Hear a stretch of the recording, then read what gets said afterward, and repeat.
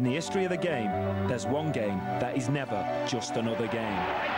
No game gets the heart racing, the adrenaline rushing, the memories flowing like this game. Hoping big game players play the game of their lives. The manager says, we must win this game.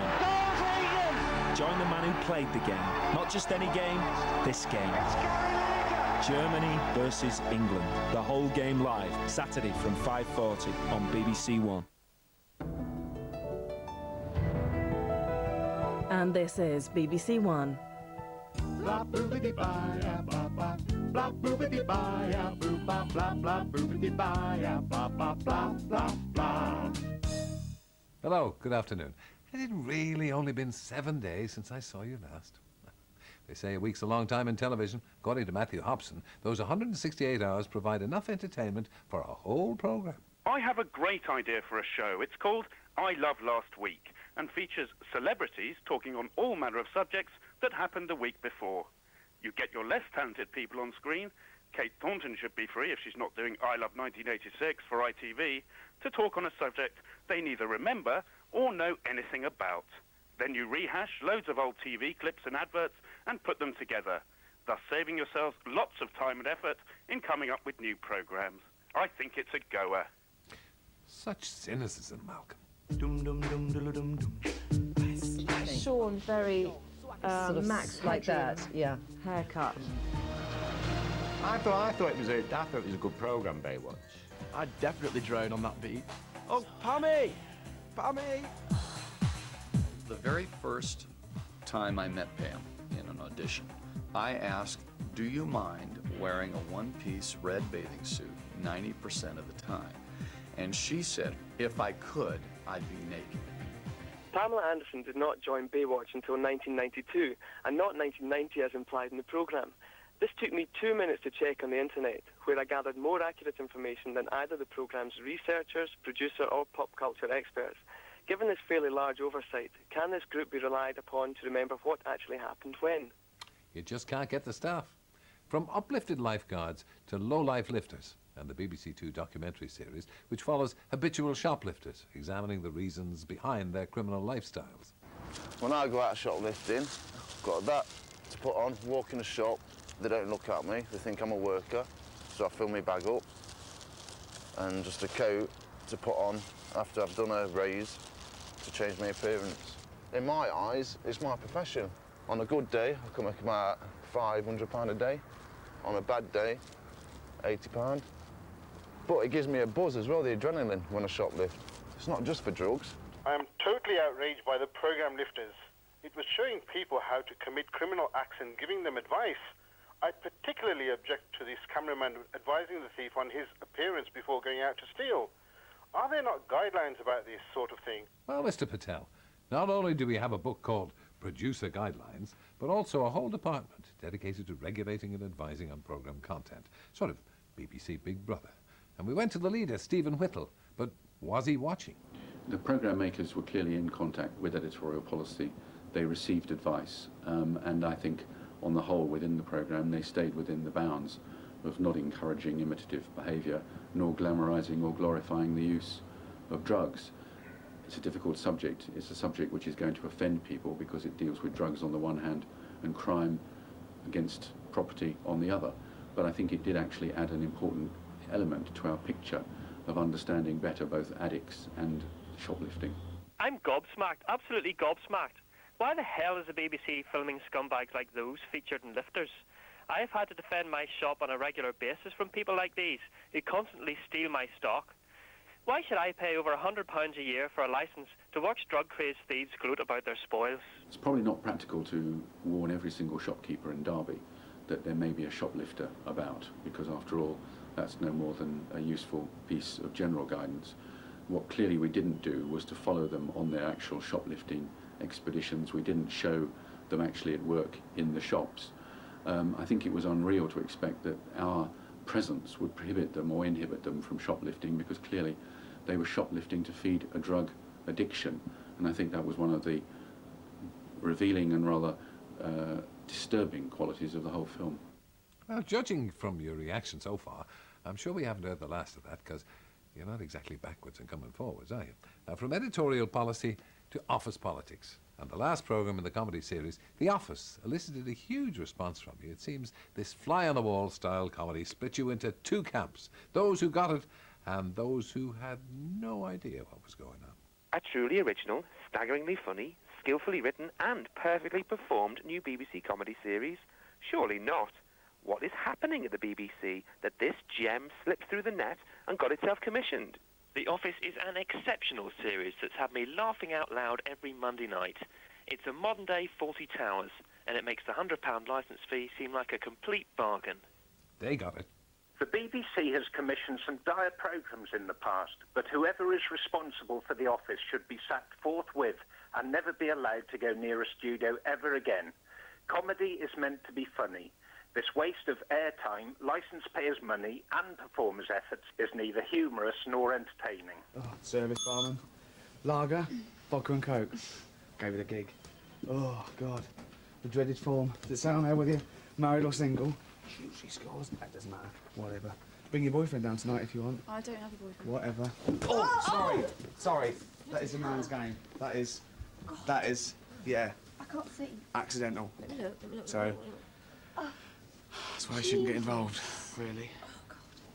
Well, those of you who enjoyed The Office, and you far outnumbered those who didn't, will be pleased to learn it returns for a new series next year. Good. Now, moving seamlessly from cutting-edge comedy to canned laughter. We all love a good joke, but according to a few, the point of hysteria reached by an ever-enthusiastic audience, thank you, is rarely justifiable. Why on earth are we forced to listen to fake laughter when watching a comedy? The BBC must think we have no sense of humour and don't know when to laugh. I was disgusted to hear the audience laughing on Total Soap at scenes that were not funny. For example, when Arthur Fowler was shown having his nervous breakdown. Whether this was a live audience or canned laughter is irrelevant. It shouldn't have been there.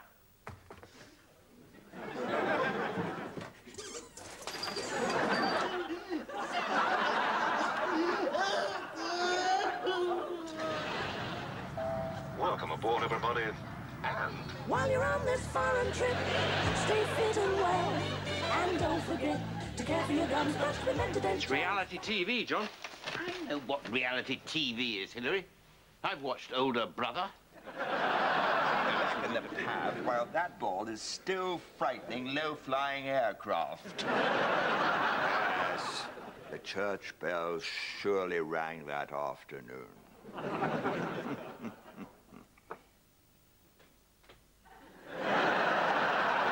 If only he'd obeyed the third rule of surviving in the BBC. The first is, of course, as we all know, never eat anything they send you. Second is, never eat anything Jamie Oliver cooks for you. And the third, and most important of all, watch your back. Now, I think you'll find the laughter on that last clip was as fresh as a new-laid egg. Enough already. Now, last week saw the final programme in the series Ancient Apocalypse. Most of you loved it, with one or two reservations. On behalf of Salisbury Archaeological Society, I would like to congratulate the BBC on a fascinating programme. But we all felt the narrator was a bad choice. She's boring, no authority, sing-song delivery in a minor key, no enthusiasm. A great shame for such an important programme. 1,200 years ago, a catastrophe struck.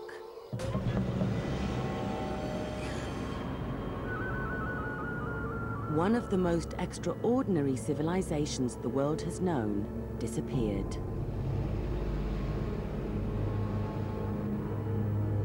Millions of people died. Some were savagely murdered.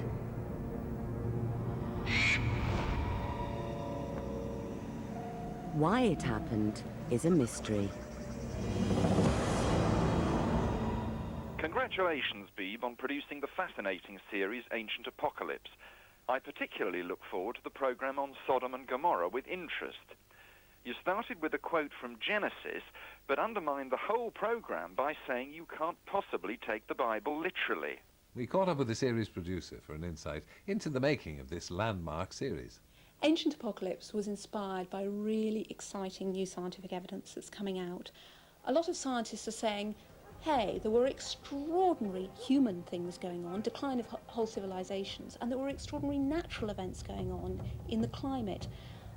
Can we say for the first time that it was natural events that caused the end of entire civilizations? One of the biggest challenges we had was bringing these civilizations to life, and we decided to do that through computer-generated animation. We went to lots of experts to try and work out what the best picture was of these places as they might have looked if you were living there. And on lots of things we actually know very, very accurately. On some we don't know for sure. For instance, the headdress on the Sphinx, was it coloured blue and gold? We had to look at the evidence and work out which was most convincing. We wanted the visual style and the music of Ancient Apocalypse to reflect the nature of the stories we were telling. And these are big dramatic stories. They're about the best that people have created, the best civilizations, against the worst that nature can throw at them. Even though Egypt and Israel have different weather systems, this finding was very exciting. We wanted to attract viewers to this series who don't necessarily always think that ancient history is for them, as well as the people who absolutely love it. So we wanted to perhaps break a few preconceptions and have a fresh and different voice to represent the series. So although the Old Testament legend cannot be taken literally, the devastating landslide it hints at may well have been inspired by a real catastrophe. The film about Sodom and Gomorrah was really about whether one man's theory could be tested with science. In that context, we were saying nothing could be taken literally in the Bible because we wanted to see whether science could test it. That's not to say that the Bible can't be taken literally, but that's the stuff for another programme, I feel. Now, we're up to our shoulder pads in letters, emails and phone messages about Malcolm in the Middle. Who, I hear you cry? Ask the kiddies. Well, he'll be chasing that bag for a while because Malcolm's back on BBC Two next year. Why on earth do we have to wait until next year for the second half of Malcolm in the Middle? The BBC is supposed to be reliable. You have made Malcolm in the Middle fans very angry, so sort it out or give us an explanation. You have but to ask, Lisa, but nicely. The makers of Malcolm in the Middle deliberately ended the first series on a cliffhanger. This is a common device used both in the UK and in the US to entice viewers to watch the next series. The cliffhanger will be resolved early next year when BBC Two's rights to show the second series begin. Well, from next year to yesteryear. And there was universal praise for the tribute to the much-loved panel game, Face the Music, shown in memory of its chairman, Joseph Cooper, who died earlier this year. When aired originally some 30 years ago, I was 9 and wondered at the skills of the competitors and their ability to answer questions that, not surprisingly, went over my head. 30 years later, I've been a music teacher for some 15 years and was delighted to find the questions seemingly somewhat easier. Many thanks for the trip down memory lane. What a fantastic programme. I'm too young to have watched them when originally shown, but would love to see more. I'm not a crusty classical music buff, but like a lot of young people enjoy a wide range of music. Can we have more, please? Well, before this old crusty music buff leaves the building, here for you, Kate and Mike, everyone else who's contacted us regarding Face the Music, and I loved it too. A few bars. Well, could you by any accidental circumstances recognise it?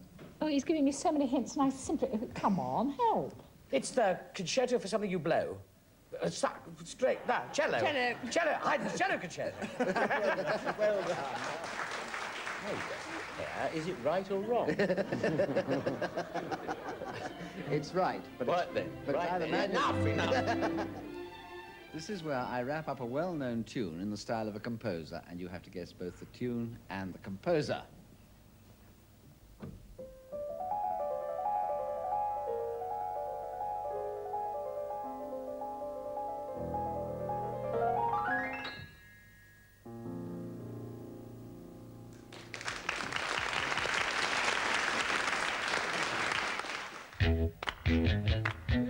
You can wake up to Wogan tomorrow morning on BBC Radio 2, 88 to 91 FM from 7:30.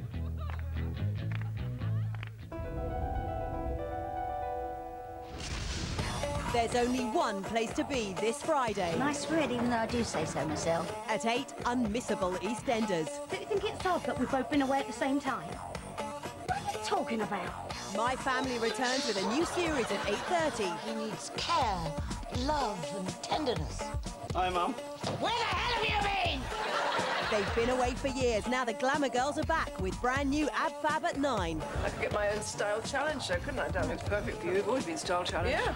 Then at 9:30, the one-man football phenomenon. There's only one David Beckham. Staying in is the new going out. This Friday on BBC One. A summary of the news now on BBC One with George Alagaya.